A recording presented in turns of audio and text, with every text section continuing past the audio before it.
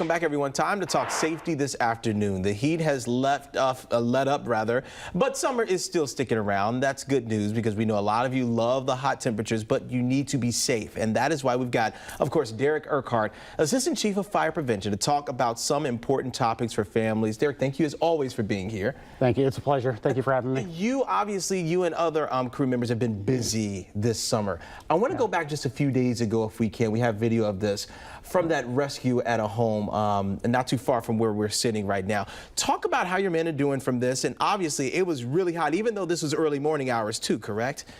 Yeah, this was late at night, just after 11 o'clock, I believe, somewhere around 11:15. Kind of a unique situation. Sure.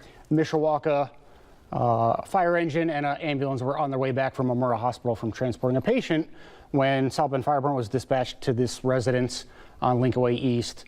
They heard the call come in, decided to provide assistance, actually arriving first to initiate those actions while waiting for our fire department crews from South Bend to arrive. 5 people were rescued from this. Can you talk about what you all believe right now? I know it's preliminary investigation, but the AC unit had a huge involvement in this one, right? Yeah, and I think the biggest thing is we wanted to get the word out on this, just because what we were seeing from the fire was that there's a potential that air conditioner was a window unit, portable in nature. Sure.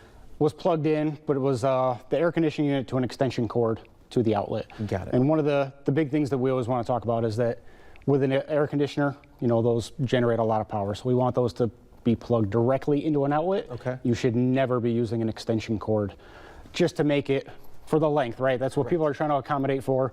But those extension cords are just generally not rated for that, and then they're going to be overloaded.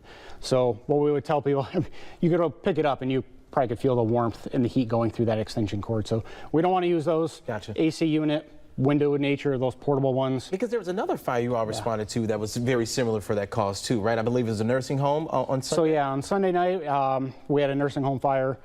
Looking into that one, same thing. That wasn't necessarily the cord or the outlet. It was the unit itself. Gotcha. It appears it was just in the unit, became overheated, and then caught fire. Clean those filters and be careful with, especially with the AC units, of course. Okay, we got a lot of stuff here. We got water, we've got cooling towels. There's a reason for this, even though that things have cooled down out there. That is good news. But we know summer always like to make a comeback, especially around this time of year. Talk about the heat safety elements to all this, because we know people love to be outside, even when it's really, really hot. But that can be dangerous, right? It can be dangerous. You know, we never know what the weather's going to do. Right. We live here. It's always up and down. So even though we walked out this morning, it was cool.